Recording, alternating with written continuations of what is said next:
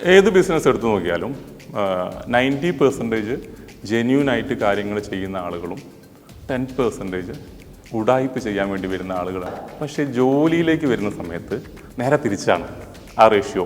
90% ഉടായ്പും 10% ജെന്യൂനും. നിങ്ങൾ ഇത് യൂസ് ചെയ്ത് കഴിഞ്ഞാൽ നിങ്ങൾ പറയും ഞാൻ കണ്ടതിൽ വെച്ച് ഏറ്റവും സിംപ്ലസ്റ്റ് വേർഷൻ ഇതാണെന്ന് നിങ്ങൾ തീർച്ചയായിട്ടും പറയും.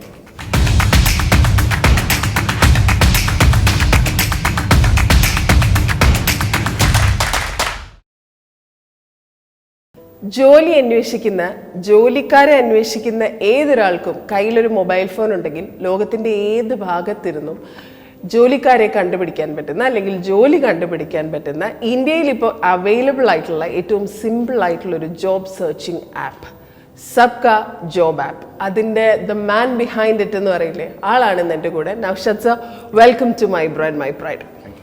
ഇപ്പം ഈ പറഞ്ഞ മാതിരി 10 പേർക്ക് ജോലി കൊടുക്കുന്ന ഒരു സ്ഥാപനം ഉണ്ടാക്കുക എന്ന് പറയുന്നത് തന്നെ വലിയ കാര്യമാണ്. അതിൻ്റെ പിന്നിൽ തന്നെ വലിയ എഫേർട്ട് ഉണ്ട്.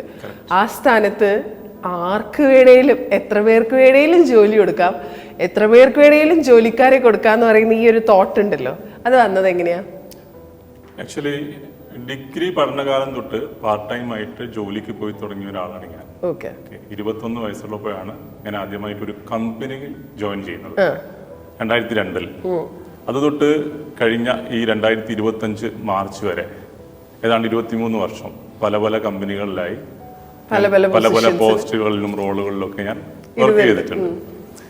ഞാൻ ഈ 23 വർഷം മുമ്പ് എന്തായിരുന്നോ ഈ ഒരു ജോബ് മാർക്കറ്റിൽ നടന്നുകൊണ്ടിരുന്നത്, അതിനേക്കാൾ മാരകമായ ഒരു അവസ്ഥയിലാണ് ഇന്നും നമ്മുടെ ജോബ് മാർക്കറ്റ് നിലനിൽക്കുന്നത്. അന്ന് എത്രത്തോളം കഷ്ടപ്പാടുണ്ടായിരുന്നോ ഒരാൾക്ക് ജോലി കണ്ടുപിടിക്കാൻ എന്ന് എനിക്കറിയാം. അതുപോലെ തന്നെ അതിനുശേഷം ഞാൻ ഈ 23 വർഷം വർക്ക് ചെയ്തതിൽ 7 വർഷത്തോളം ഞാൻ സാധാ റോളിലുള്ള എംപ്ലോയി ആയും ബാക്കി 16 വർഷത്തോളം ഹയറിംഗ് കപ്പാസിറ്റി ഉള്ള ഒരു ബിസിനസ് മാനേജർ റോളിലായിരുന്നു വർക്ക് ചെയ്തിട്ടുണ്ടായിരുന്നത്. അപ്പൊ 2 റോള് എനിക്കറിയാം. ഒരു ആൾക്ക് ജോലി കണ്ടുപിടിക്കാൻ നമ്മുടെ കേരള മാർക്കറ്റിൽ എത്രത്തോളം വിഷമമുണ്ട്, അതുപോലെ തന്നെ ഒരു എംപ്ലോയർക്ക് ഒരു എംപ്ലോയിയെ കണ്ടുപിടിക്കാൻ അതിനേക്കാളും വിഷമമാണ്. ഒരു സൈഡിൽ നമ്മൾ ജോലി ഇല്ല എന്ന് പറയുന്നു, ഒരു സൈഡിൽ ജോലിക്കാരെ കിട്ടാനില്ല. പക്ഷെ ആക്ച്വലി രണ്ടും നമ്മുടെ മാർക്കറ്റിൽ തന്നെ ഉണ്ട്. അതാണ് സത്യാവസ്ഥ. മനസ്സിലായി. അപ്പോൾ ആ ഒരു കഷ്ടപ്പാട് കണ്ട്, അതായത് ഞാനൊരു ലാസ്റ്റ് 10 വർഷം ഞാൻ ടാറ്റ ഗ്രൂപ്പിലായിരുന്നു വർക്ക് ചെയ്തിട്ടുണ്ടായിരുന്നത്. സോണൽ ബിസിനസ് ഹെഡ് എന്ന് പറഞ്ഞ റോളിലായിരുന്നു. എല്ലാ ഡിപ്പാർട്ട്മെന്റും മാനേജ് ചെയ്യാനുണ്ടായിരുന്നു. എല്ലാ സ്ഥലത്തും നമുക്ക് ജോബ് വേക്കൻസീസ് ഉണ്ടാവും. ഓക്കെ, നമ്മൾക്കില്ലാത്ത വെൻഡേഴ്സ് ഇല്ല. നമ്മുടെ ഇന്ത്യയിലുള്ള നോക്രി, മോൺസ്റ്റേഴ്സ് എല്ലാം, ഇൻഡീഡ്, ഷൈൻ എല്ലാത്തിലും നമ്മൾ വെണ്ടറാണ്. ലോക്കൽ ഏജൻസീസിൽ വരെ നമ്മൾ വെണ്ടറാണ്. നമ്മൾ അവർക്ക് അങ്ങോട്ട് പൈസ കൊടുക്കും, അവർ അങ്ങോട്ട് കിട്ടാൻ വേണ്ടി. 8.3% ആണ് നമ്മുടെ സ്റ്റാർട്ടിംഗ് റേറ്റ്. എന്ന് വെച്ചാൽ ഒരു ഹയറിന്റെ എക്സാക്ട്ലി 1 month സാലറി നമ്മൾ അങ്ങോട്ട് കൊടുത്തിട്ടാണ് നമ്മൾ ഹയർ ചെയ്യുന്നത്. എന്നിട്ട് പോലും ടാറ്റ എന്ന് പറഞ്ഞ ഇന്ത്യയിലെ ഏറ്റവും പ്രമുഖമായ ബ്രാൻഡിന് പോലും എംപ്ലോയി സേഫ്റ്റി ഉണ്ട്, ബ്രാൻഡ് ഒരു അപ്പിയറൻസ് ഉണ്ട്. എന്ത് വെച്ച് നോക്കിയാലും ടാറ്റയെ കിടപിടിക്കാൻ പറ്റുന്ന ഒരു ബ്രാൻഡ് എൻ്റെ അറിവില്ല. കഴിഞ്ഞ 10 വർഷം ഞാൻ വർക്ക് ചെയ്ത കമ്പനി കൂടിയാണത്. അതിൽ പോലും ആളുകളെ കിട്ടാനില്ല എന്നുള്ളൊരു തിരിച്ചറിവിൽ നിന്നാണ് ശരിക്കും പറഞ്ഞാൽ ഒരു 5 വർഷം മുമ്പ് എന്തുകൊണ്ട് എന്നൊരു ചോദ്യം വരികയും അതിന് ഉത്തരമായിട്ട് നമ്മൾ ഇതിനെപ്പറ്റി ചിന്തിച്ച് തുടങ്ങുകയും ചെയ്യുന്നത്. 5 വർഷം മുമ്പാണ് ഇപ്പോൾ തുടങ്ങുന്നത്. ഇപ്പോ ഈ ആപ്പിന്റെ ഒരു സ്റ്റേറ്റസ് എന്താണ്? നിലവിലിപ്പോ നമ്മൾ തുടങ്ങിയിട്ട് 2024 ഡിസംബർ 1-നാണ് നമ്മളിത് മാർക്കറ്റിങ്ങോട് കൂടി ഇതിന്റെ പുതിയൊരു വേർഷൻ നമ്മൾ സ്റ്റാർട്ട് ചെയ്യുന്നത്. ഓക്കെ, ഏതാണ്ട് ഇപ്പം 25,000-ഓളം ലൈവ് ആക്റ്റീവ് ആയിട്ടുള്ള ജോബ് സീക്കേഴ്സ് നമ്മുടെ പ്ലാറ്റ്ഫോമിലുണ്ട്. 3000-ലധികം ആക്റ്റീവായിട്ട് കമ്പനീസ് നമ്മുടെ അടുത്തുണ്ട്. അത്രയും പേര് ജോബ് പോസ്റ്റ് ചെയ്യുന്നുണ്ട്. ഏതാണ്ട് എനിക്ക് തോന്നുന്നു 16,000-ഓളം ജോലി അപേക്ഷകൾ നമ്മൾ ആപ്പിലൂടെ പ്രോസസ്സ് ചെയ്ത് കഴിഞ്ഞു. 200-ന് മുകളിൽ ആളുകൾക്ക് നമുക്ക് ഇതിലൂടെ ജോലി കൊടുക്കാനും പറ്റിയിട്ടുണ്ട്. അതായത് ജോലിക്ക് സെലക്ഷൻ നേടിക്കൊടുക്കാനും പറ്റിയിട്ടുണ്ട്. ഓക്കെ, ഇതാണ് ഇപ്പോൾ നിലവിൽ നമ്മുടെ ആപ്പിന്റെ ഒരു സ്റ്റാറ്റസ് എന്ന് പറയുന്നത്. ഇതിപ്പം സാർ എന്നെ പറഞ്ഞു, സാർ കഴിഞ്ഞ കുറേ വർഷങ്ങളായിട്ട് പല പല റോളുകളിൽ വർക്ക് ചെയ്താണ്. ഫൈനലി ഏറ്റവും ലാസ്റ്റ് വർക്ക് ചെയ്യുന്നത് ടാറ്റ പോലെ, സാറ് പറഞ്ഞ പോലെ ഏതൊരു കൊച്ചുകുട്ടിക്ക് അറിയാവുന്ന അത്രയും ഹൈ എൻഡ് ഒരു ബ്രാൻഡിലാണ് വർക്ക് ചെയ്തിരുന്നത്. അങ്ങനെയുള്ള ഒരു സ്ഥലത്ത് നിന്ന് കമ്പാരിറ്റീവ്ലി ഒരു സേഫർ എൻവയോൺമെന്റിൽ നിന്ന് ഒരു ഓൺട്രപ്രണർ എന്നുള്ള ലൈനിലേക്ക് പോകുമ്പോൾ റിസ്കുകൾ ഉണ്ടല്ലോ, അത് എടുക്കാനുള്ള ഒരു കോൺഫിഡൻസ് എന്തായിരുന്നു? അത് ശരിക്കും പറഞ്ഞാല് നമ്മുടെ ഓരോരുത്തരുടെയും വളർന്നു വന്ന വഴികളും എല്ലാം അതിനെ സ്വാധീനിക്കുന്നുണ്ട്. ഇപ്പോൾ സപ്പോസ് RJ മഞ്ജുവിന് RJ മഞ്ജുവിന്റെ രക്ഷിതാക്കളുടെ മകളായി ജനിക്കാനുള്ള ഒരു അവകാശം ഉണ്ടായിരുന്നില്ല, അതായത് സെലക്ഷൻ ഉണ്ടായിരുന്നില്ല. നമുക്ക് ആരുടെ കുട്ടിയായി ജനിക്കണം എന്നുള്ളൊരു സെലക്ഷൻ ഇല്ല. ഒരു പരിധി വരെ നമ്മുടെ ജീവിതത്തിൽ എങ്ങനെ ജീവിക്കണം എന്ന് തീരുമാനിക്കാനുള്ള ഒരു സ്വാതന്ത്ര്യം നമുക്കില്ല. പക്ഷെ അതിന് ശേഷമുള്ള ജീവിതം നമുക്ക് തീരുമാനിക്കാം. എന്തായി എങ്ങനെ മരിക്കണം എന്ന് തീരുമാനിക്കാനുള്ള അവകാശം നമ്മൾക്ക് ഓരോരുത്തർക്കും. ഓക്കെ, ചരിത്രത്തിന്റെ ബുക്കുകളിൽ നമ്മൾ രേഖപ്പെടുത്തുന്നത് ലീഡേഴ്സിന്റെ പേരുകൾ മാത്രമാണ്. അണികളുടെ പേരുകൾ ആരും എഴുതി വെച്ച് ഞാൻ കണ്ടിട്ടില്ല. അപ്പൊ ഞാൻ ഇവിടുന്ന് വിട്ടുപോകുമ്പോൾ എന്തായിരുന്നു എന്ന് ചോദിക്കുമ്പോൾ ആ ചരിത്ര പുസ്തകത്തിൽ ഒരു ഒപ്പിട്ട് പോകണം എന്നൊരാഗ്രഹം, എന്റേതായിട്ട് എന്തെങ്കിലും ഒന്ന് ക്രിയേറ്റ് ചെയ്യണം എന്നുള്ളൊരു ആഗ്രഹം. ആഗ്രഹത്തിന്റെ പുറത്താണ് സബ്കോ ഉണ്ടാവുന്നതും അതിനുവേണ്ടി കഠിനമായ പ്രിപ്പറേഷൻസ് നടത്തി, പ്ലാനിങ് നടത്തി, ചാടി ഇറങ്ങിയതല്ല, കൃത്യമായ അവലോകനം നടത്തിയതിനു ശേഷമാണ് ഇറങ്ങിയിരിക്കുന്നത്. ഈ പ്രിപ്പറേഷൻസ് എന്ന് പറഞ്ഞില്ലേ, ആ പ്രിപ്പറേഷൻസ് ഒന്ന് ചുരുക്കി പറഞ്ഞ. എനിക്കറിയാം അത് അത്ര ചുരുക്കാൻ പറ്റുന്ന സാധനമല്ല, ബട്ട് സ്റ്റിൽ. അതെ, 2019 ഞാൻ ഇത് തോട്ട് എനിക്ക് വരുന്നത്. 2020 നമുക്ക് ഒരുപാട് ചിന്തിക്കാനുള്ള സമയം കിട്ടി, കാരണം ലോക്ക്ഡൌൺ ആയി. അപ്പോഴാണ് പഠിച്ചുകൊണ്ടിരിക്കുകയായിരുന്നു. അപ്പം എല്ലാ പ്ലാറ്റ്ഫോമും പഠിച്ചു, നമ്മൾ ഇതിനെ പറ്റി ഒരു ഐഡിയ ഉണ്ടാക്കി. അതിന്റെ ശ്രമഫലമായിട്ട് നമ്മൾ 2022 ഒരു പ്രോട്ടോടൈപ്പ്, ഒരു ബ്ലാക്ക് ആൻഡ് വൈറ്റ് ടൈപ്പ് നമ്മൾ വിപണിയിൽ ഇറക്കുകയുണ്ടായി. അതിന്റെ യൂസർ ഫീഡ്ബാക്ക് ഓൾമോസ്റ്റ് ഒരു 700 ആൾക്കാർ, ഒരു മാർക്കറ്റിംഗ് നടത്തിയില്ല, ഒരു 700 ആൾക്കാർ വന്നു. ആ 700 ആൾക്കാരെ ഞാൻ തന്നെ നേരിട്ടിരുന്ന് വിളിച്ചു. കംപ്ലീറ്റ് ആൾക്കാരെ 700 പേരെ ഞാൻ തന്നെ വിളിച്ചു. വേറെ സ്റ്റാഫ് ഒന്നും ഇല്ല, നമുക്ക് പിന്നെ ജെന്യൂൻ ആയിട്ടുള്ള ഫീഡ്ബാക്ക് കിട്ടണം എന്നുള്ള ആഗ്രഹം ഉള്ളതുകൊണ്ട് ഞാൻ തന്നെ ഇരുന്ന് വിളിച്ചു. സമയം കിട്ടുമ്പോഴൊക്കെ വിളിച്ച് നമ്മൾ ആ എക്സൽ ഫില്ല് ചെയ്തു. അതിൽ ഓൾമോസ്റ്റ് 60% മുകളിലുള്ള ആൾക്കാരും ഡിസാറ്റിസ്ഫൈഡ് ആയിരുന്നു. ആപ്പിന്റെ പെർഫോമൻസ്, ആപ്പിൽ ഇങ്ങനെയൊന്നും അല്ല വേണ്ടത്, എല്ലാം കൃത്യമായി നോട്ട് ചെയ്ത് വെച്ചു. അപ്പോ എനിക്കൊരു കാര്യം മനസ്സിലായെന്ന് വെച്ചാല് പഠിച്ചത് പോരാ, ഇനിയും ഒരുപാട് പഠിക്കാനുണ്ട്. ഇപ്പൊ കാരണം ഞാനും ഒരു ജോലിയിൽ നിൽക്കുന്ന ആളാണ്, അത്രയും വലിയൊരു പോസ്റ്റ് ഹാൻഡിൽ ചെയ്യുന്നുണ്ട്, അത്രയും വലിയൊരു ടീമുണ്ട്, അതിന് അവിടെ ടാർഗറ്റ് ഉണ്ട്, അവിടുത്തെ എല്ലാം നടക്കണം, അതിനിടയ്ക്ക് ഇതും നടക്കണം. അപ്പോ അങ്ങനെ ഒരു യൂസർ ഫീഡ്ബാക്ക് കിട്ടിയപ്പോഴാണ് ഞാൻ സീരിയസ്ലി ഇത് നല്ലൊരു പ്ലാറ്റ്ഫോം ആക്കി മാറ്റിയെടുക്കാൻ പറ്റും, അല്ലെങ്കിൽ ആളുകൾക്ക് ഇതിന് ആവശ്യമുണ്ടെന്ന് മനസ്സിലാക്കുന്നത് ആ ഒരു പോയിന്റ് ഓഫ് ടൈമിലാണ്. അതിനുശേഷമാണ് സീരിയസ് ആയിട്ടുള്ള റിസർച്ച് ആരംഭിക്കുന്നത്. അപ്പോൾ ഞാനിത് ആരംഭിച്ചാൽ മാത്രം പോരല്ലോ, ഇതിന് നല്ല പൈസ ചെലവേണ്ട ഒരു ആപ്പ് ഉണ്ടാക്കുന്ന പറഞ്ഞാൽ ഫസ്റ്റ് ആ പ്രോട്ടോടൈപ്പിന് തന്നെ നമുക്ക് നല്ലൊരു സംഖ്യ ചെലവായിട്ടുണ്ടായിരുന്നു. സെക്കൻഡ് സ്റ്റേജിൽ നമ്മൾ എന്ത് ചെയ്യും, എങ്ങനെ ഇതിനുള്ള ഫണ്ട് കണ്ടെത്തുന്നൊക്കെ ഒരു ആലോചനയിൽ ഇങ്ങനെ നിൽക്കുമ്പോൾ ഇനി വേണോ എന്നൊക്കെ തോട്ട് വന്നിട്ടുണ്ടായിരുന്നു. ഈ ജോലി തന്നെ പോലെ അത്രയും കംഫർട്ടബിൾ ആയിട്ടുള്ള ഒരു പൊസിഷനിലാണ്. അങ്ങനെ ഇത് ഇപ്പം വൈഫിനോട് പോലും ഇത് ചിലപ്പോൾ പറഞ്ഞാൽ അവളെ അക്സെപ്റ്റ് ചെയ്തോളൊന്നുമില്ല, അത്രയും റിസ്ക് എടുത്ത്. ആ സമയത്താണ് ശരിക്കും പറഞ്ഞത്. അപ്പൊ ഞാൻ ഇങ്ങനെ വിചാരിക്കുന്നു, ഹൗസിംഗ് ലോണിന്റെ ഒരു എക്സ്റ്റൻഷൻ കൂടി എടുത്താലോ, ഒരു ടോപ്പ് കൂടി എടുത്താലോ. ഇത് വിടാനും പറ്റുന്നില്ല, പക്ഷേ ഫിനാൻഷ്യലി നമ്മൾ അത്ര സ്റ്റേബിൾ അല്ലാത്തൊരു സ്ഥിതിയിലായിരുന്നു. അപ്പോഴാണ് എൻ്റെ ഒരു ക്ലാസ്മേറ്റ് ഗൾഫിൽ നിന്ന് വരുന്നു. അവൻ ദുബായിൽ നിന്ന് ഒരുപാട് പ്രാവശ്യം വന്നിട്ടുണ്ട്. എന്തോ യാദൃശ്ചികമായിട്ട് ആ പ്രാവശ്യം വന്നപ്പോൾ കോഴിക്കോട് വെച്ച് ഞങ്ങൾ കണ്ടു, മീറ്റ് ചെയ്തു. എത്രയോ പ്രാവശ്യം ഇതിനു മുമ്പ് വന്നിട്ട് കണ്ടിട്ടില്ല. ആ ഒരു മീറ്റിംഗിൽ ഞാൻ ഇവനോട് ഈ ഒരു കാര്യം പറയുകയും, പുള്ളി അതിനകത്ത് ഷാനവാസ് എന്നാണ്, എൻ്റെ കോഫൗണ്ടറാണ്, എൻ്റെ നെയ്ബറായിരുന്നു, എൻ്റെ ക്ലാസ്മേറ്റ് ആയിരുന്നു ആദ്യം. പുള്ളിനോട് പറഞ്ഞു. അപ്പോൾ അവനത് ലൈറ്റായി കേട്ടിരുന്നു, കാര്യങ്ങളൊക്കെ കണ്ട്. 2 ദിവസം കഴിയുമ്പോൾ ഷാനവാസ് എന്നെ വിളിച്ചു ചോദിച്ചു, എടാ എന്താ നീ അത് പിന്നെ പ്രൊസീഡ് ചെയ്യാത്തതെന്ന് ചോദിച്ചു. ഞാൻ പറഞ്ഞു ഫിനാൻഷ്യലി കുറച്ച് പ്രശ്നത്തിലാടാ, ഇത് കാര്യങ്ങൾ നടക്കും പക്ഷെ ഫിനാൻസ് വേണമല്ലോ. അപ്പോൾ എന്നോട് ചോദിച്ചു, എനിക്ക് എന്തെങ്കിലും ഒരു ഫണ്ടിന്റെ ആവശ്യം ഉണ്ടെങ്കിൽ ഞാൻ ഇൻവെസ്റ്റ് ചെയ്യാൻ തയ്യാറാണെന്ന് പറഞ്ഞു. അങ്ങനെ പുള്ളിയാണ് ശരിക്കും പറഞ്ഞാൽ ഫസ്റ്റ് ആദ്യത്തെ ഇൻവെസ്റ്റർ. ഷാനവാസ് ഇല്ലായിരുന്നെങ്കിൽ ചിലപ്പം ഈ ഒരു സംഭവം തന്നെ ഇല്ല, ഇങ്ങനെ ഒരു ഇതിലേക്ക് വന്നോളുന്നില്ലായിരുന്നു. അപ്പോൾ പുള്ളിയാണ് ബാക്കിയുള്ള സാധനങ്ങളൊക്കെ നമ്മുടെ കമ്പനിയെ സഹായിക്കുന്നത്. പുള്ളി നമ്മുടെ ഡയറക്ടറായിട്ട് വന്നു. പിന്നെ എൻ്റെ വൈഫാണ് വേറൊരു കോ-ഫൗണ്ടർ, മഹേശ്വരി, M.Com ഗ്രാജുവേറ്റ് ആണ്. അവളും കൂടെ വന്നപ്പോൾ നമ്മളൊരു ടീമായിരുന്നു കാര്യങ്ങളൊക്കെ പ്ലാൻ ചെയ്തു. അതിനുശേഷമാണ് നമ്മൾ 2024 ഡിസംബറിൽ ഇപ്പോൾ കാണുന്ന സബ്ക ആപ്പ് പുറത്തിരിക്കുന്നത്. പുതിയ വേർഷനിൽ നമുക്ക് എങ്ങനെ സംഭവിച്ചു എന്ന് വെച്ച് കഴിഞ്ഞാൽ ഏതാണ്ട് ഒരു 40-45 ദിവസം കൊണ്ട് തന്നെ നമുക്ക് 10,000+ ഡൗൺലോഡ്സ് വന്നു. 10,000+. അപ്പം എനിക്ക് ഫേസ് ചെയ്യേണ്ടി വന്നിരുന്ന ഏറ്റവും വലിയൊരു ചോദ്യം ഇതായിരുന്നു. ഇത്രയും വലിയ കമ്പനീസ് ഒരു ഭാഗത്തുണ്ട്, നോക്കറി ഉണ്ട്, മോൺസ്റ്റർ ഉണ്ട്, ഇൻഡീഡ് ഉണ്ട്, ഷൈൻ ഉണ്ട്, ഈ കാണുന്ന കമ്പനീസ് ഒക്കെ ഉണ്ടായിട്ട്, ഇത്രയും വലിയ കമ്പനീസ് ഉണ്ടായിട്ട് നിന്റെ ആപ്പിലേക്ക്, ഈ പറഞ്ഞ സബ്ക എന്ന് പറഞ്ഞ ആപ്പിലേക്ക് ആര് വരാനാണെന്നുള്ളൊരു ക്വസ്റ്റ്യൻ നമുക്ക് മുമ്പായിട്ടുണ്ടായിരുന്നു. ഓക്കെ, ആ ഒരു ചോദ്യത്തിനുള്ള ഉത്തരം നമുക്ക് 45 ദിവസത്തിൽ കിട്ടി. 10,000+ ഡൗൺലോഡ്സ്, അതായത് ജോലി ആക്റ്റീവായി നോക്കുന്ന ആളുകൾ മറ്റ് പ്ലാറ്റ്ഫോമുകളിൽ റിസൾട്ട് ഇല്ലാത്തതിനെ കൊണ്ടാണല്ലോ തീർച്ചയായിട്ടും ഇങ്ങോട്ട് വന്നിട്ടുണ്ടാവുക. ഭയങ്കര കോൺഫിഡൻസ് ആയി. അപ്പോൾ ഞാൻ ഡയറക്റ്റ് ഇരുന്ന് പഠിച്ചു, കാര്യങ്ങളൊക്കെ നോക്കി. ഏതാണ്ട് ഒരു 300-400 ആൾക്കാരത് വിളിച്ചു. ഓക്കെ, പഴയ യൂസേഴ്സും ഉണ്ടായിരുന്നു അതിനകത്ത്. ഓക്കെ, അന്ന് നമുക്ക് നെഗറ്റീവ് ഒപ്പീനിയൻ. അപ്പോൾ അവരോട് ഞാൻ തന്നെ വിളിച്ചു പറഞ്ഞു, ഇങ്ങനെ നമ്മൾ പുതിയ വേർഷൻ ഇറക്കിയിട്ടുണ്ട്, ഒന്ന് ജസ്റ്റ് ഒന്ന് കയറി ഒന്ന് അഭിപ്രായം പറയണമെന്ന് പറഞ്ഞു. എല്ലാവരും പോസിറ്റീവ് അഭിപ്രായം പറഞ്ഞു.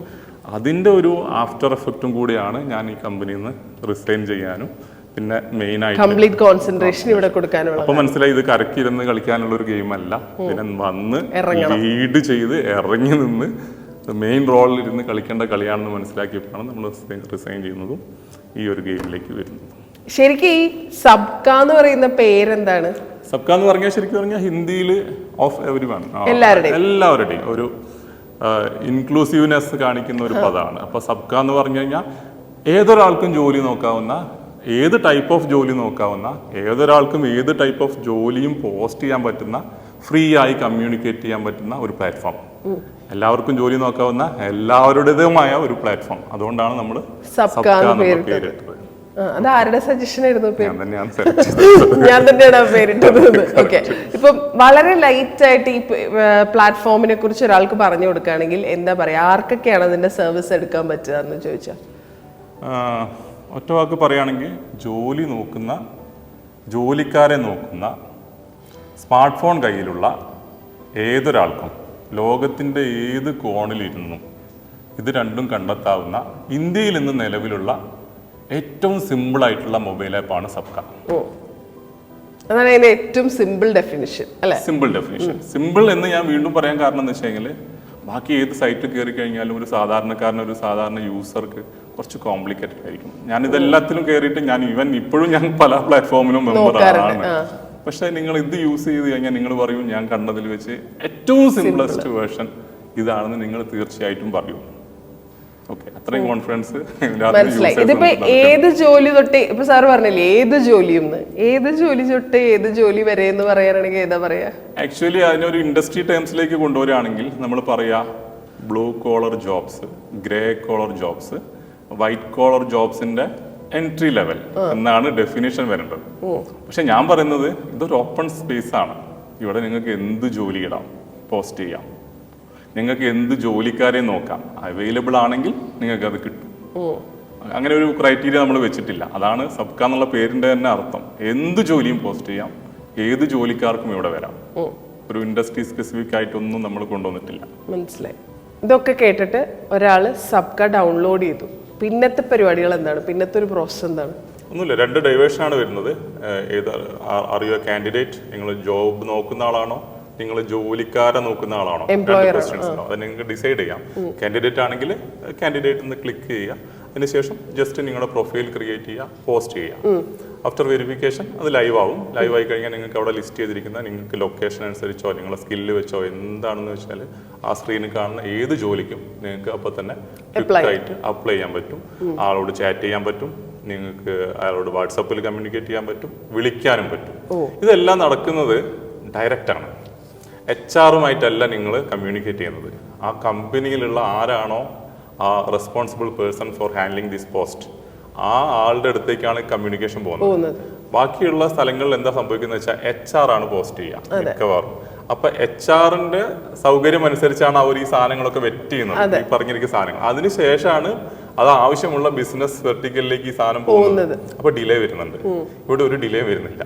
നേരിട്ട് നിങ്ങൾ വിളിക്കുന്നു, ഒന്നുകിൽ കറക്റ്റ് ആവുന്നു, അതല്ലെങ്കിൽ നിങ്ങൾക്ക് മനസ്സിലാവും വേണ്ടാന്ന് വെക്കുന്നു. ക്വിക്കായിട്ട് ഡിസിഷൻ മേക്കിംഗ് ആണ് നമ്മുടെ ആപ്പിന്റെ ഏറ്റവും വലിയൊരു പ്രത്യേകത. 2-way കമ്മ്യൂണിക്കേഷൻ സിസ്റ്റം കൂടെ അതിൽ അവൈലബിൾ ആണ്. അതുപോലെ തന്നെ ജോലിക്കാരുടെ കേസ്, ജോലിക്കാരെ വേണമെങ്കിലും നിങ്ങൾക്ക് ആദ്യം ചെയ്യാൻ പറ്റുന്നത്, ഇപ്പോൾ ഈ കമ്പനിക്ക് ഒരാളെ വേണമെന്നുണ്ടെങ്കിൽ നിങ്ങൾ കമ്പനി പ്രൊഫൈൽ ക്രിയേറ്റ് ചെയ്യുക എന്നുള്ളതാണ് ആദ്യം വേണ്ടത്. ക്രിയേറ്റ് ചെയ്യുന്നതോടുകൂടി നമ്മുടെ ഓഫീസിൽ നിങ്ങളെ കോൺടാക്ട് ചെയ്യും. എന്തെങ്കിലും ബിസിനസ് പ്രൂഫ് ആവശ്യപ്പെടും. ബിസിനസ് പ്രൂഫ് ഇല്ലാതെ നമ്മൾ ഒരു ജോലി ഇതിനകത്ത് ഓൺബോർഡ് ചെയ്യില്ല, ലിസ്റ്റ് ചെയ്യില്ല. ആ ബിസിനസ് പ്രൂഫ് ഓക്കെ ആണെന്നുണ്ടെങ്കിൽ നിങ്ങൾക്ക് ഞങ്ങളുടെ സ്റ്റാഫ് തന്നെ നിങ്ങളോട് ചോദിക്കും എന്ത് ജോബാണ് അവിടെ വേക്കൻ്റ് ആയിട്ടുള്ളത്. അവർ തന്നെ പോസ്റ്റ് ചെയ്യാൻ വേണ്ടി നിങ്ങളെ സഹായിക്കും. അതല്ല ഹെൽപ്പ് ഒന്നും വേണ്ടാന്നുണ്ടെങ്കിൽ നിങ്ങൾക്ക് തന്നെ പോസ്റ്റ് ജോബ് എന്ന് പറഞ്ഞിട്ട് നിങ്ങൾക്ക് അതിനകത്ത് കയറിയിട്ട് റിലവൻ്റ് ആയിട്ടുള്ള പോസ്റ്റിംഗ് ചെയ്യാൻ പറ്റും. ചെയ്തു കഴിഞ്ഞാൽ ഇതുപോലെ തന്നെ കാൻഡിഡേറ്റ്സിനെ ഇങ്ങനെ ലിസ്റ്റ് ചെയ്തിട്ട് ലൊക്കേഷൻ വെച്ച് സ്കില്ല് വെച്ച് എല്ലാ കാര്യങ്ങളും വെച്ച് നിങ്ങൾക്ക് ഫിൽറ്റർ ചെയ്തെടുത്തിട്ട് അവരോട് ഈസി ആയിട്ട് കമ്മ്യൂണിക്കേറ്റ് ചെയ്യാൻ പറ്റും. വേറെ പ്ലാറ്റ്ഫോംസിലൊക്കെ എംപ്ലോയീസ് നേരിടുന്ന ഒരു വലിയ പ്രശ്നം എന്തായിരിക്കും എന്ന് വെച്ച് കഴിഞ്ഞാൽ ആദ്യം ബയോഡാറ്റ വരും. ബയോഡാറ്റ ഒക്കെ എടുത്ത് ഇങ്ങനെ പരത്തി വെച്ച് എല്ലാം നോക്കി ഒരാളെ വിളിച്ചിട്ട് ആദ്യം ചോദിക്കുന്നു ഇങ്ങനെ ഒരു ജോലി ഒഴിവുണ്ട്, വേക്കൻസി ഉണ്ടെന്ന് പറയുമ്പോൾ ഇല്ലല്ലോ ഞാൻ മെനിഞ്ഞാന്ന് ജോലിക്ക് കയറിയല്ലോ, അല്ലെങ്കിൽ പറയുന്നു ഇല്ല ഞാൻ 2 മാസം മുമ്പ് പോസ്റ്റ് ചെയ്തതാണല്ലോ, അത് അപ്ലോഡ് ചെയ്ത ബയോഡാറ്റയാണ്, ഞാനിപ്പോ ഗൾഫിൽ പോയി. അങ്ങനെയൊക്കെ ആയിരിക്കും കമ്മ്യൂണിക്കേഷൻ. അപ്പോൾ നിങ്ങളെ സമയം പോകുന്ന എവിടെയാന്ന് നോക്കുക. നിങ്ങളത് പ്രിന്റ് എടുത്ത് ടേബിളിൽ വെച്ച് എല്ലാം സെറ്റ് ചെയ്ത് വരുമ്പോഴത്തേക്ക് ഒരുപാട് സമയം പോകുമ്പോൾ മനസ്സിലാവുന്ന ഈ 10 എണ്ണം നിരത്തി വെച്ചിട്ട് ആകെ 2 ജോലി വേണ്ടതുണ്ട്. ഇവിടെ എന്താ സംഭവിക്കുന്നത് വെച്ച് കഴിഞ്ഞാൽ നിങ്ങൾക്ക് ആരെയാണോ വേണ്ടത് അവരെ നിങ്ങൾക്ക് ഫേവറേറ്റ് മാർക്ക് ചെയ്തിട്ട് ആ ഗ്രൂപ്പിലേക്ക് മാറ്റി വെക്കാൻ പറ്റും, ട്രാക്കിലിടാൻ പറ്റും. എന്നിട്ട് ഈസി ആയിട്ട് അവനോട് ചോദിക്കാം ആദ്യം എന്തെങ്കിലും ജോബോ ഉണ്ട്, നിങ്ങൾ ഓക്കെ ആണോ, അതെ അതല്ലേ ആദ്യം അറിയേണ്ടത്. ഇയാൾ അവൈലബിൾ ആണെങ്കിൽ മാത്രം കമ്മ്യൂണിക്കേഷൻ. ഓക്കെ, അപ്പോ ടൈം നമ്മൾ സേവ് ചെയ്യാണ് ഒരുപാട്.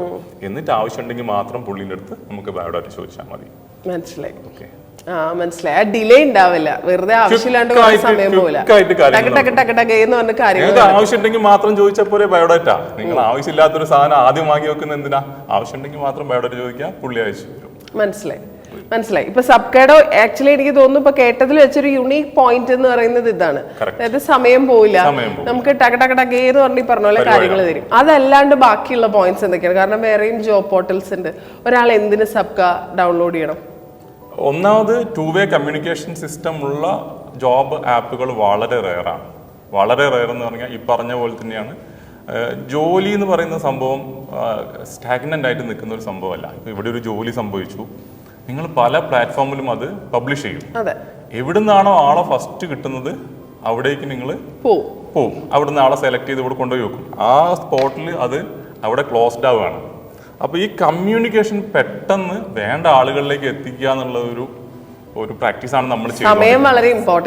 സമയമാണ് ഏറ്റവും ഇമ്പോർട്ടൻറ്റ്. സമയം ആണ് നമ്മുടെ ബിസിനസ്സിൽ, ഏത് ബിസിനസ്സിനേക്കാളും കൂടുതൽ HR ബിസിനസ്സിൽ സമയം മാത്രമാണ് ഇമ്പോർട്ടൻറ്റ്.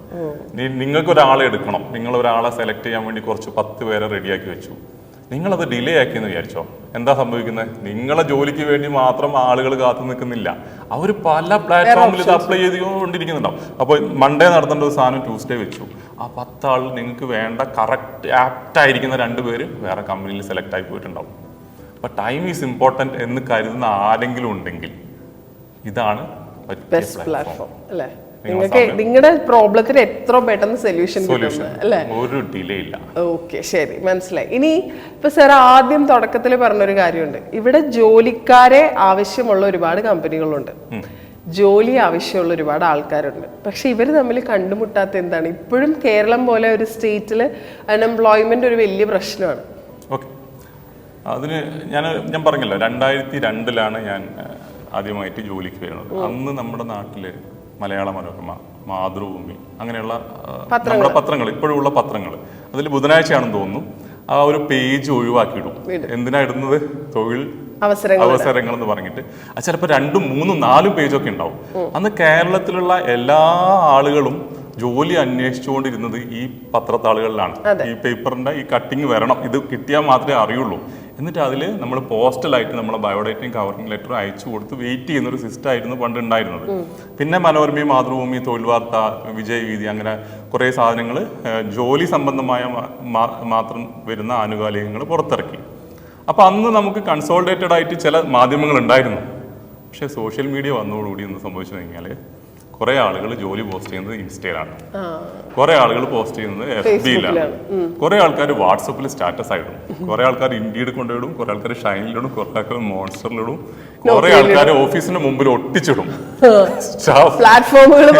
Staff vacant. ഇതിന്റെയൊക്കെ പ്രശ്നം എന്താണെന്ന് വെച്ച് കഴിഞ്ഞാല് കാണുന്ന ആളാരാണോ അയാൾ മാത്രമേ അതിനെപ്പറ്റി അറിയുന്നുള്ളൂ. കൂടുതൽ ആളുകളിലേക്ക് റീച്ച് ചെയ്യാൻ സാധ്യത. ഇപ്പൊ കുറെ ആൾക്കാർ പറയും ഇൻസ്റ്റയിൽ ഇട്ട് കഴിഞ്ഞാൽ ഒരുപാട് റീച്ച് വരുന്നു. ഇൻസ്റ്റ അന്ന് കണ്ടില്ല എന്ന് വിചാരിച്ചോ? അതായത് നിങ്ങളെ കമ്പനി ഫോളോ ചെയ്യുന്നവർ മാത്രമേ നിങ്ങൾ പോസ്റ്റ് ചെയ്തിരിക്കുന്ന സാധനങ്ങൾ കാണാൻ പറ്റൂ. നിങ്ങൾ ആഡ് റൺ ചെയ്തു, ആഡ് റൺ ചെയ്ത സമയത്ത് നിങ്ങൾക്ക് കറക്റ്റ് സ്യൂട്ടാവുന്ന ഒരാൾ പനി പിടിച്ച് കിടക്കുക, ആഡൊന്നും നോക്കില്ല എന്ന് വിചാരിക്കുക, 2 ദിവസത്തേക്ക് ആഡ് റണ്ണായി, ഇവനത് കണ്ടില്ല. അതിന്റെ അർത്ഥം എന്താ? അയാളത് കണ്ടിട്ടില്ല, കണ്ടില്ല, അയാൾ അതിനെ പറ്റി അറിയുന്നില്ല. ഇനി ഓഫീസിന്റെ മുന്നിൽ ഒട്ടിച്ചിട്ടു. ആ ഓഫീസിന്റെ മുമ്പിൽ പോയി നിന്ന് നോക്കുന്ന ഒരാൾക്കല്ലേ മനസ്സിലാവുള്ളൂ അവിടെ ഒരു വേക്കൻസി ഉണ്ടെന്ന്. അപ്പം ഫ്രാഗ്മെന്റഡ് ആയിപ്പോയി നമ്മളെ ഡാറ്റ മുഴുവൻ. അതാണ് മെയിൻ ഇഷ്യൂ. ആ ഫ്രാഗ്മെന്റഡ് ആയിട്ടുള്ള ജോലി ഒഴിവുകളെ ഒരു പ്ലാറ്റ്ഫോമിലേക്ക് കൊണ്ടുവരിക. എവിടെ ജോലി സംഭവിച്ചു കഴിഞ്ഞാലും, കേരളത്തിൽ എവിടെ എന്ത് ചെറിയ ജോലി സംഭവിച്ചാലും വലിയ ജോലി സംഭവിച്ചാലും നമ്മുടെ പ്ലാറ്റ്ഫോമിൽ അറിയിക്കാൻ പറ്റണം എന്നുള്ളതാണ് ഞങ്ങളുടെ ഒരു വിഷൻ. അതിനുവേണ്ടിയുള്ള ഗ്രൗണ്ട് വർക്ക്സിലാണ് നമ്മളിപ്പം ചെയ്തുകൊണ്ടിരിക്കുന്നത്. അതും ജെന്യൂൻ ആയിട്ട് സംഭവിക്കണം. അതാണ് അതിനേക്കാളും കുറെ ജോലികളുണ്ടായിട്ട് കാര്യമില്ല. ജെന്യൂൻ ആയിട്ടുള്ള ജോലി ഒഴിവുകൾ നമ്മുടെ പ്ലാറ്റ്ഫോമിൽ അപ്ഡേറ്റഡ് ആയിക്കൊണ്ടേയിരിക്കണം. ഇപ്പൊ അത് ഒരു 100-200 ആ റേഞ്ചിലാണ് കേരളത്തിൽ ഒരു ദിവസം ഞങ്ങളുടെ പ്ലാറ്റ്ഫോമിൽ പോസ്റ്റ് ചെയ്യപ്പെടുന്നതെങ്കിൽ അത് 2000-4000 ആ റേഞ്ചിലേക്ക് ഡെയിലി വരണം എന്നുള്ളതാണ് നമ്മുടെ ഒരു ആവശ്യം. ഇപ്പൊ ജോലിക്കാരെ വേണം എന്നുള്ളതാണെങ്കിലും ജോലി വേണം എന്നുള്ളതാണെങ്കിലും ഇതിലൊരു ക്രെഡിബിലിറ്റി ഇഷ്യൂ ഉണ്ടാവുമല്ലോ. ഫ്രോഡ്സ്റ്റേഴ്സ് വന്ന് ഇതിനെ അപ്ലൈ ചെയ്യാം, മിസ്യൂസ് ചെയ്യാം. അതിനെ എങ്ങനെയാ തടയാ? ഏത് ബിസിനസ് എടുത്തു നോക്കിയാലും 90% ജെന്യൂൻ ആയിട്ട് കാര്യങ്ങൾ ചെയ്യുന്ന ആളുകളും 10% ഉടായ്പ ചെയ്യാൻ വേണ്ടി വരുന്ന ആളുകളാണ് ഏതൊരു ഇൻഡസ്ട്രിയിലും ഉണ്ടാവുക. പക്ഷെ ജോലിയിലേക്ക് വരുന്ന സമയത്ത് നേരെ തിരിച്ചാണ് ആ റേഷ്യോ. 90% ഉടായ്പും 10% റിസ്കേ ഉള്ളൂ. ഓക്കെ, അപ്പൊ ഞാൻ പറഞ്ഞില്ല 2002 കാലഘട്ടത്തില് ഞാൻ പെട്ടിട്ടുണ്ട് പോയിട്ട്. കാരണം ഞാനൊരു ഫ്രഷർ, നമുക്കറിയില്ല ഇതിൻ്റെ അകത്ത് എന്താ ചെയ്യേണ്ടതെന്ന് അറിയില്ല. ഞാൻ കോഴിക്കോട് ഇതേപോലെ തന്നെ നിൽക്കുന്ന സമയത്ത് അന്ന് സ്റ്റാർട്ടിങ് സാലറി എന്ന് പറയുന്നത് 1750 ഒക്കെയാണ് നമുക്ക് സാലറി വരിക. അപ്പൊ ഇവര് നമ്മുടെ അടുത്ത് എന്ത് ചെയ്യും, 250 റുപ്പീസ് മേടിക്കും. എന്നിട്ട് പറയും അടുത്ത ആഴ്ച ഇന്റർവ്യൂ ഉണ്ട്. ഇങ്ങനെ കുറച്ച് ഇങ്ങനെ നീട്ടി വലിഞ്ഞു പോകും. അപ്പൊ നമ്മൾ അവിടെ പോയിരുന്ന അല്ല, എനിക്ക് എന്തായാലും ഇന്റർവ്യൂവിന് പോകണമെന്ന് പറയും. അപ്പൊ എന്നെ ഒരു ദിവസം ഇതുപോലെ തന്നെ ആ പുള്ളിക്കാരൻ വിളിച്ച് നേരെ ഒരു ഷോപ്പിൽ കൊണ്ടുപോയി, ഒരു ഓഫീസ് പോലത്തെ ഒരു ഷോപ്പിൽ കൊണ്ടുപോയി, ഇതാണ് നിങ്ങൾക്ക് ചെയ്യാനുള്ള ഇവിടെ സെയിൽസിൽ നിൽക്കണമെന്ന് പറഞ്ഞു. ഇന്റർവ്യൂ ഒക്കെ അറ്റൻഡ് ചെയ്തു. 2 ദിവസം കഴിഞ്ഞിട്ട് ഒരു അറിവില്ല. 3-ാം ദിവസം ചോദിച്ചു, പറഞ്ഞു നിങ്ങൾ റിജക്റ്റഡ് ആണെന്ന് പറഞ്ഞു. പിന്നെയും പോയി ഇരുന്നു അവിടെ തന്നെ. കാരണം 250 റുപ്പീസിന് ഭയങ്കര വിലയാണ്. അന്ന് 250,000 വിലയാണ്, കഷ്ടപ്പെട്ടുണ്ടാക്കി കൊടുത്ത പൈസയാണ്. അപ്പൊ ഇയാളുടെ അടുത്ത് പോയിരിക്കും, ഇയാളുടെ അടുത്ത ഷോപ്പിലേക്ക് പറഞ്ഞയക്കും. ഓക്കെ, അങ്ങനെ 3 ഇന്റർവ്യൂ അറ്റൻഡ് ചെയ്ത് കഴിയുമ്പോൾ നമ്മളൊക്കെ അയാളൊരു ഇൻഡയറക്റ്റ് മെസ്സേജ് പാസ് ചെയ്യും, നിങ്ങളെ കൊണ്ട് പണിക്ക് പറ്റില്ല. നമ്മുടെ ഒരു കോൺഫിഡൻസിനെ അത് ബാധിക്കും. നിങ്ങൾ പോകുന്ന ഇന്റർവ്യൂ ഒക്കെ നിങ്ങൾ പൊട്ടുകയാണ്, അതുകൊണ്ട് നിങ്ങൾ ഇനി പോകണ്ടെന്നൊരു മെസ്സേജ് നമുക്ക് തരും.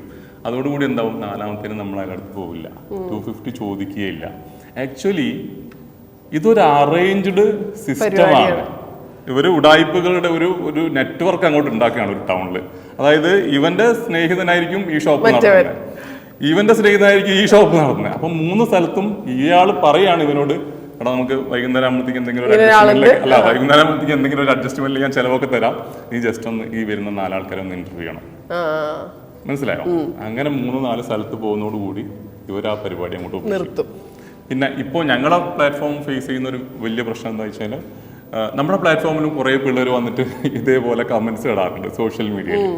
അപ്പൊ ആക്ച്വലി ഞാൻ തന്നെയാണ് സോഷ്യൽ മീഡിയന്റെ കസ്റ്റമർ കെയറും നമ്മുടെ ആപ്പിന്റെ സാധനങ്ങളും ഞാൻ തന്നെയാണ് ഹാൻഡിൽ ചെയ്യുന്നത്. അപ്പൊ ഞാൻ നോക്കുന്ന സമയത്ത് ഞാൻ ഇവരെ ഡയറക്റ്റ് വിളിക്കുന്ന സമയത്ത് ഇതിൽ 100% ആൾക്കാരും ഈ ആപ്പ് ഇൻസ്റ്റാൾ ചെയ്തിട്ടേ ഇല്ല. അപ്പൊ ഞാൻ ചോദിച്ചു, അല്ല നിങ്ങൾ ഇതിങ്ങനെ പറയാനുള്ള ഒരു കാരണം, എക്സാക്ട്ലി എന്തെങ്കിലും ഒരു റീസൺ ഉണ്ടോ എന്ന് ചോദിക്കുന്ന സമയത്ത് അവർ പറയാണ്, അല്ല ജോബായിട്ട് ആര് ഓൺലൈനിൽ വന്നു കഴിഞ്ഞാലും അത് ഫേക്ക് ആയിരിക്കും. അങ്ങനെ ഒരു ഫീൽ ആയി. കാരണം അത്രയും തട്ടിപ്പുകളിൽ നമ്മുടെ പിള്ളേർ പോയിട്ട് ഫസ്റ്റ് തന്നെ പെടുകയാണ്. അത് ആ ഒരു ഏജിന്റെ പ്രശ്നം കൂടിയാണ്. ഫ്രഷറായി വരുമ്പോൾ പല സ്ഥലത്തുനിന്നും പ്രഷർ ഉണ്ടാവും, വീട്ടിൽ നിന്ന് പ്രഷർ ഉണ്ടാവും, നാട്ടിൽ നിന്ന് പ്രഷർ ഉണ്ടാവും.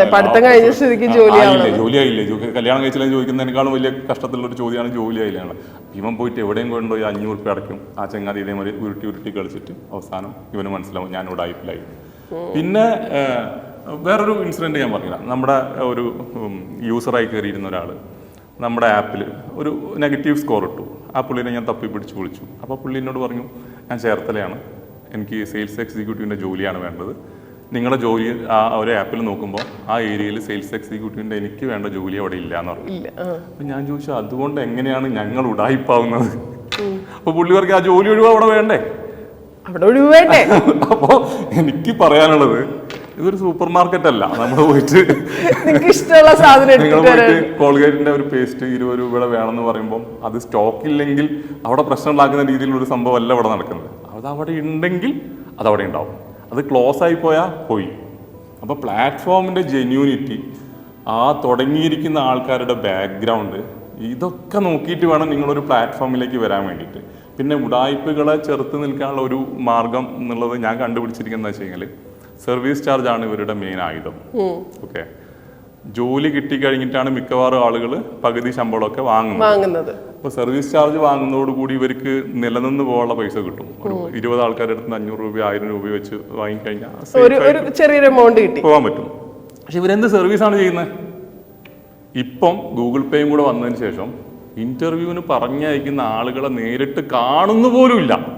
റിക്രൂട്ട്മെന്റ് ഏജൻസി എന്ന് പറയുന്ന പേരിൽ സ്ഥാപനങ്ങൾ നടത്തുന്ന ആളുകൾ ഗൂഗിൾ പേയിൽ 500 രൂപ അടപ്പിക്കും. ഇന്ന സ്ഥലത്ത് ഇന്റർവ്യൂവിന് പോകണം എന്ന് പറയും. ആ കക്ഷി അവിടെ പോവും. അത് 10 ആൾ പോയിട്ടുണ്ടെങ്കിൽ ഒരാളെങ്കിലും ചിലപ്പോൾ സെലക്റ്റഡ് ആവും. ആ സെലക്റ്റഡ് ആളുടെ നിന്ന് പകുതി ശമ്പളം വാങ്ങും. ഇതാണ് നടക്കുന്നത്. അപ്പോൾ സർവീസ് നല്ല രീതിയിൽ വർക്ക് ചെയ്യുന്ന സ്ഥാപനങ്ങളുണ്ട്. ഇപ്പം സർവീസ് ചാർജ് വാങ്ങുന്നു, അവർ ഇവരെ വിളിച്ചു, ഓൺലൈനിലോ ഓഫ്ലൈനിലോ വിളിച്ചോട്ടെ, ബയോഡാറ്റ അയച്ചു തരാൻ പറയുന്നു. ആ ബയോഡാറ്റ മേക്ക് ഓവർ ചെയ്യുന്നു, ATS കൺവേർട്ട് ചെയ്യുന്നു, കുറച്ച് കാര്യങ്ങളൊക്കെ ചെയ്തു കൊടുക്കുന്നു, കുറച്ച് മോക്ക് ഇൻ്റർവ്യൂസ് കൊടുക്കുന്നു, ജെന്യൂൻ ആയിട്ടുള്ള ഫീഡ്ബാക്ക് കൊടുക്കുന്നു. എല്ലാ കാര്യങ്ങളും കൊടുത്ത് ചെയ്യുകയാണെങ്കിൽ ഓക്കെ, സർവീസ് ചാർജ് വാങ്ങുന്നതിൽ ഒരു മാന്യതയുണ്ട്. ഒന്നും ചെയ്യാതെ ശരിക്കും പറഞ്ഞാൽ പക്ക ബ്രോക്കർ ബിസിനസ് ആയിട്ട് ഇതിനെ മാറ്റിക്കളഞ്ഞു എന്നുള്ളതാണ് നമ്മുടെ ജോബ് മാർക്കറ്റിലെ അവസ്ഥ. മിക്കവാറും ആ ടൗണിലെ മെയിൻ റിയൽ എസ്റ്റേറ്റ് ബ്രോക്കേഴ്സോ അല്ലെങ്കിൽ അങ്ങനത്തെ എന്തെങ്കിലും പണിയെടുക്കുന്ന ആളുകളുടെ ഒരു സൈഡ് ബിസിനസ് ആയിരിക്കും ഈ പറഞ്ഞിരിക്കുന്ന ജോബ് എന്ന് പറഞ്ഞിരിക്കുന്നത്. ഓരോ സ്ഥാപനത്തിന്റെയും ഘടന വ്യത്യാസം ഉണ്ടാവും. നിങ്ങൾക്ക് നേരിട്ട് പോയാൽ മനസ്സിലാവും. ഒരു ചെറിയൊരു ഷോപ്പ് ഒരു DTP സെന്റർ പോലെ ഉണ്ടാവും. അത്ര തന്നെ അവിടെ ഉണ്ടാവുള്ളൂ ഫെസിലിറ്റി. ഓക്കെ, അത് വെച്ചിട്ടായിരിക്കും ഈ കാര്യങ്ങളൊക്കെ റൺ ചെയ്യുന്നത്. മിക്കവാറും ഇവർ സോഷ്യൽ മീഡിയയിൽ ഉണ്ടാവില്ല. കാരണം എന്ന് വെച്ചാൽ സോഷ്യൽ മീഡിയയിൽ ഇവരുണ്ടെങ്കിൽ തീർന്നു. ആളുകൾ വന്ന് പെട്ടുപോയ ആളുകളുടെ കൂട്ടി പോകും. ഓക്കെ, അപ്പൊ അത് ചോദിക്കാം. പിന്നെ അവരുടെ അടുത്ത് ലൈസൻസ് ചോദിക്കാം. നിങ്ങൾക്ക് അറ്റ്ലീസ്റ്റ് നിങ്ങൾക്ക് കോർപ്പറേഷനോ പഞ്ചായത്തിനെങ്കിലും ഇത് നടത്താനുള്ള ലൈസൻസ് ഉണ്ടോ എന്ന് ചോദിക്കാം. ഇതൊന്നും ചെയ്യാതെ പോയിട്ട് പിള്ളേർ പോയി തല വെക്കും. ഞാൻ അവരുടെ അടുത്ത് പറയുന്നത്, ഞാനും അങ്ങനെ വെച്ചു പോയ ഒരാളാണ്. ഞങ്ങൾ റിക്രൂട്ട്മെന്റിലേക്ക്, ഫിസിക്കൽ റിക്രൂട്ട്മെന്റിലേക്ക് വരുന്ന സമയത്തും നമ്മളും ജെന്യൂൻ ആണോ എന്നുള്ളത് നിങ്ങൾ ചെക്ക് ചെയ്തിട്ട് വന്നാൽ മതി. അതിനുള്ള എല്ലാ കാര്യങ്ങളും പ്രൂഫായിട്ട് ഞങ്ങൾ സോഷ്യൽ മീഡിയയിൽ തന്നെ പോസ്റ്റും ചെയ്യും. ഓക്കെ, അങ്ങനെയൊക്കെയാണ് നമ്മുടെ ഇതൊക്കെയാണ് തൽക്കാലം ഫ്രോഡ്സ്റ്റേഴ്സിനെ കണ്ടുപിടിക്കാനുള്ള വഴി എന്ന് പറയുന്നത്. പിന്നെ ഓൺലൈനിലും ശ്രദ്ധിക്കേണ്ട കാര്യമുണ്ട്. ഓൺലൈനിലാണ് ഏറ്റവും കൂടുതൽ ഫ്രോഡ് ജോബ്സ് വരുന്നത്. അതുകൊണ്ടാണ് ഓൺലൈനിൽ ഒരു പരസ്യം വരുമ്പോഴേക്കും ആളുകൾ ഫ്രോഡ് ഉഡായിപ്പ് എന്നൊക്കെ പറഞ്ഞ് കമന്റ് ഇടുന്നത്.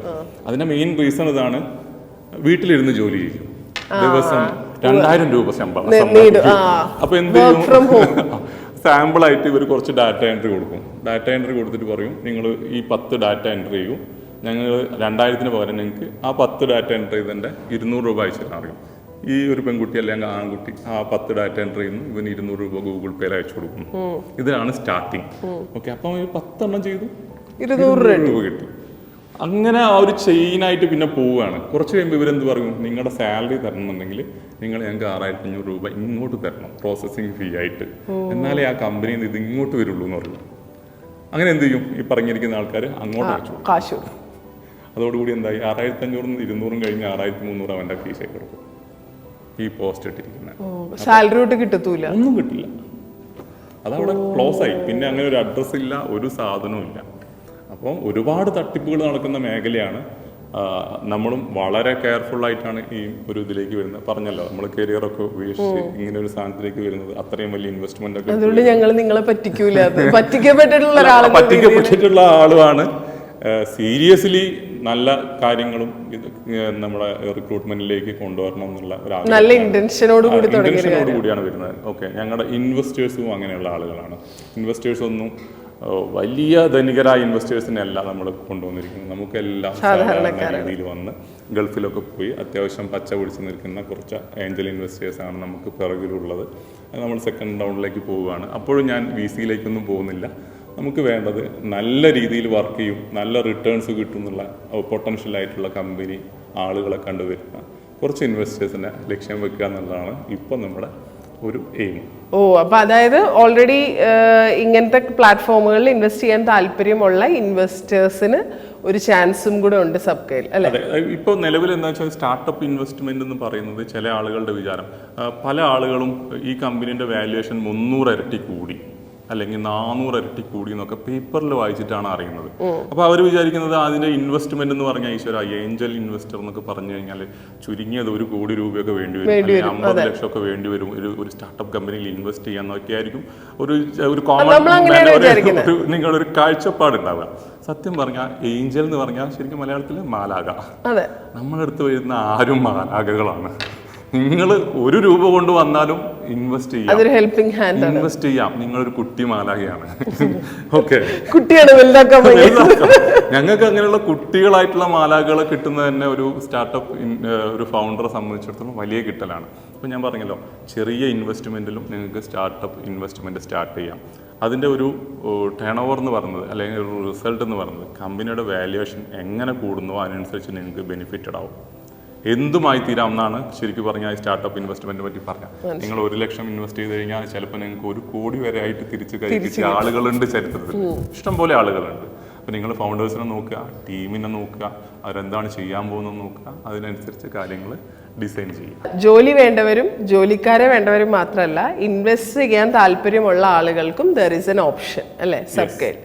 ഓക്കെ, അപ്പൊ ഇതൊക്കെ കേട്ടിട്ട് ഇത്ര നേരം സാർ സംസാരിക്കുന്നതൊക്കെ കേട്ട് ഇൻട്രസ്റ്റ് തോന്നി സബ്ക ഡൗൺലോഡ് ചെയ്യാനിരിക്കുന്ന ആളുകളോട് സാറിന് എന്താ പറയാനുള്ള finally before winding up? Genuine ആയിട്ട് ജോലി നടക്കുന്ന ആൾക്കാർ നമ്മുടെ പ്ലാറ്റ്ഫോമിലേക്ക് വരണം എന്നാണ് എൻ്റെ ആഗ്രഹം. ടൈം പാസ് ചെയ്യുന്ന ആളുകൾ ദയവ് ചെയ്ത് വരരുത്. അതിനുള്ള പ്ലാറ്റ്ഫോംസിലേക്ക് നിങ്ങൾ പോവുക. ഇവിടെ വരുന്ന ആളുകൾ ജെന്യൂൻ ആയിട്ട് ജോലിക്കാരെ വേണമെന്നും ജോലി വേണമെന്നും ആഗ്രഹമുള്ള ആളുകൾ മാത്രം വരിക. തീർച്ചയായിട്ടും നിങ്ങൾക്ക് റിസൾട്ട് ഉണ്ടാവും. കാര്യങ്ങൾ നോക്കി പഠിച്ചതിന് ശേഷം മാത്രം നിങ്ങൾ അപ്ലൈ ചെയ്യുക. ഏത് പ്ലാറ്റ്ഫോമിലായാലും ഇത് നല്ലൊരു പ്ലാറ്റ്ഫോമായി കേരളത്തിൽ എവിടെ എന്ത് ജോലി സംഭവിച്ചു കഴിഞ്ഞാലും ആദ്യം പോസ്റ്റ് ചെയ്യപ്പെടുന്ന ഒരു പ്ലാറ്റ്ഫോമായിട്ട് ഇതിനെ മാറ്റിയെടുക്കണം എന്നുള്ളതാണ് ഞങ്ങളുടെ ഒരു വലിയ ആഗ്രഹം.